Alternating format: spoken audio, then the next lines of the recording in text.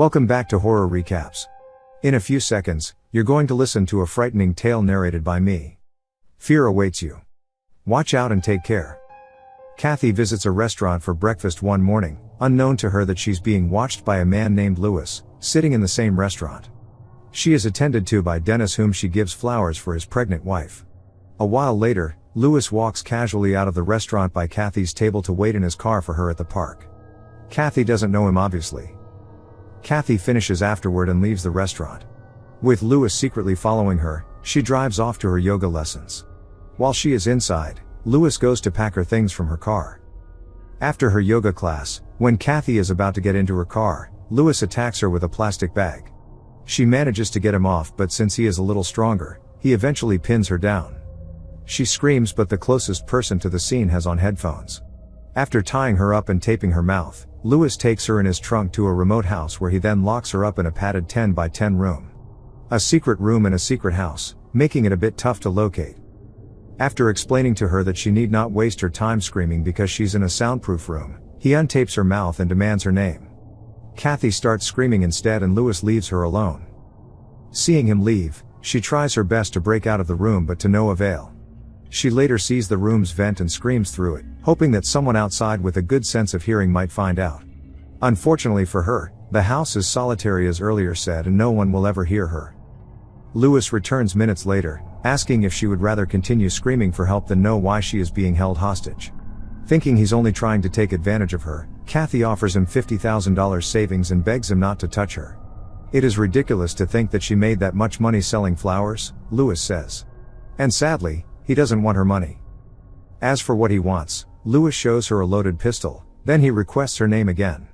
Out of fear, she tells him she's Kathy Newland, and he angrily leaves, switching off the lights. Later, Lewis goes to prepare lunch in the kitchen, and meanwhile, Kathy forces her bound hands in front of her so that when Lewis enters the room to get her for lunch, she attacks him and attempts to flee. First, she tries to use the landline, but Lewis catches up with her and destroys the phone. She tricks him and then knocks him out, after which she grabs a knife to cut herself loose and also steals a cell to make a phone call, but later discovers that there is no network service in the house. After that, she attempts to break out of the house but can't, as she can't break through the glass. Lewis wakes up soon and invites Kathy to lunch, using the gun for control. He demands her name once again, but Kathy asks him who he is, trying to figure him out. He asks her again, and this time she calmly tells him it's Kathy Newland. Hearing this, Lewis hits her hard with a plate. However, Kathy hits him in turn and the gun drops from his hand. The two then begin to struggle, with Kathy eventually pinning him down. When she tries to reach for the gun in a bid to gain control, Lewis knocks her out and takes her back inside the cell. A car arrives in the meantime, but the driver does not notice anything unusual. It is Lewis's maid arriving for work that day, but Lewis asks her to leave. But before she does leave, she realizes the mess in the building and also notices that Lewis is bleeding. She might suspect something and go on to call the cops, who knows? Lewis later cleans up the mess, making everything return to the way it was. He also attends to Kathy to fix her up. After watching news footage concerning the unnatural deaths of 3 patients at a hospital 4 years ago, Lewis goes back to Kathy to continue interrogating her.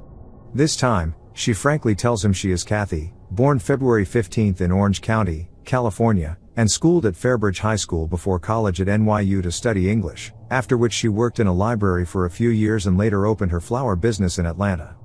She says she wasn't raised in the church when Lewis asks, and that she didn't have any siblings. Her parents are divorced, she continues, and her mother is a retired nurse while her father worked as a doctor for a football team called the Detroit Lions.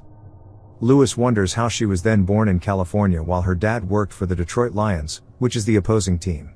He concludes that nearly everything she said was a lie, as he has been watching her for months. Then he starts the interrogation all over again. First, he asks her where she was born, and Kathy keeps telling him California. Lewis is then forced to fire a bullet very close to her, promising that the next bullet would be going into her head. He asks her the same question again, and this time, she tells him Green Bay, Wisconsin, where she attended East Star High School and was raised as a good church girl together with her twin sister. Also, after their father left their mother for a cheerleader for the team he worked for, her twin sister eliminated herself.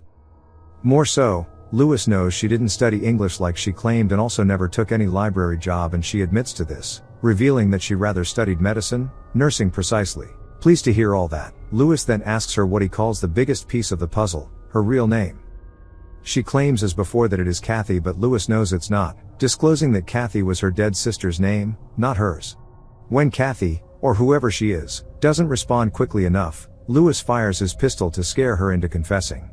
She breaks down and then admits that she isn't Kathy, but Natalie Ann Stevens.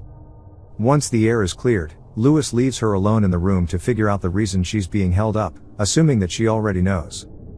Natalie then continues to find her way out of the room by scraping around a floor tile and attempting to pull it out with her fingers.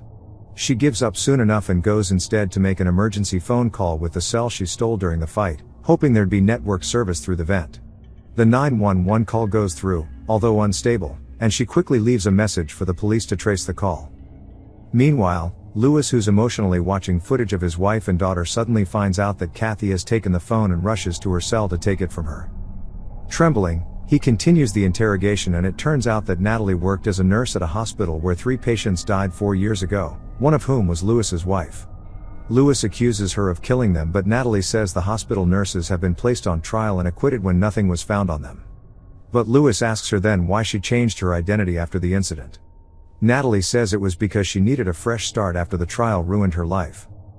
Lewis says he believed the excuse at first until he started to notice a few things afterward. First was that his wife's wedding ring was missing when she was found lifeless, and he knows firstly that she never took it off. The second was another patient said to have died of organ failure even after passing his medical exam a month earlier. Natalie claims that the patient died of undiagnosed kidney disease. The last is that Lewis's wife was drunk, and he is very certain that she wouldn't have drunk that much. Also, her blood was full of a substance that made her vulnerable to being violated. Natalie apologizes for Lewis's loss, but he knows she doesn't feel sorry. He tells her that he didn't abduct her because he thinks she killed his wife, but because he knows she did. What he wants is a good explanation from her as to why she did, and threatens to terminate her if she doesn't. Then he leaves her for a few minutes and returns with a gun to her head, very angry. Natalie admits out of fear and promises to tell him everything. Then she confesses that it all started after her sister's demise, having vowed to be of service to people in a bid to keep her loyalty to her sister. So while she worked as a nurse, patients would confide in her and tell her very dark secrets about the bad things they had done. When Mrs. Lewis was her patient, Natalie says she wasn't wearing her wedding ring because she was seeing another man, and that she was drunk in a hotel bar, without a single ID on her when she collapsed. Natalie accuses her of being a sinner and admits to terminating her. Lewis finds this very hard to take in and leaves the cell. He later returns to her cell to tell her she didn't have the right to get rid of his wife. As a result, he asks her to turn herself in. Just then, Natalie stabs him with a piece of metal, saying she's Kathy, and won't give up her life for him. Then she runs to the living room to look for the gun. She finds it soon, and Lewis tries to take it from her in a struggle. Alondra arrives at that time with Lewis's daughter Summer, and Natalie shoots her. Next, she grabs Summer and holds her at gunpoint, promising to eliminate her and end everything since the cops will arrive soon. Lewis begs her to not shoot Summer, but she responds that she is not his child, that he was betrayed. He pleads with her and promises that she doesn't need to turn herself in and that he won't say anything to the cops. When Natalie doesn't believe him, Lewis tells her the house is recording everything she said, distracting her and asking Summer to run after biting her.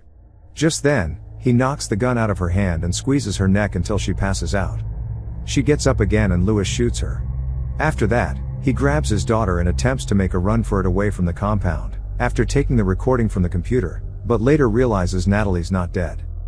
Natalie later points a gun at him in the garage, attempting to shoot him, but the pistol is sadly empty and Lewis hits her. After a long fight, Natalie gets him to the floor and attempts to stab him with a pitchfork, but he manages to hit her instead. She falls, knocking out the garage door support, and it drops on her, rendering her unconscious. Lewis refuses to admit that Summer isn't his child, carrying her in his hands while the police approach the scene. Make sure to subscribe and turn on notifications so you can watch more videos like this. And what do you think was the scariest element of this tale? Thanks for watching.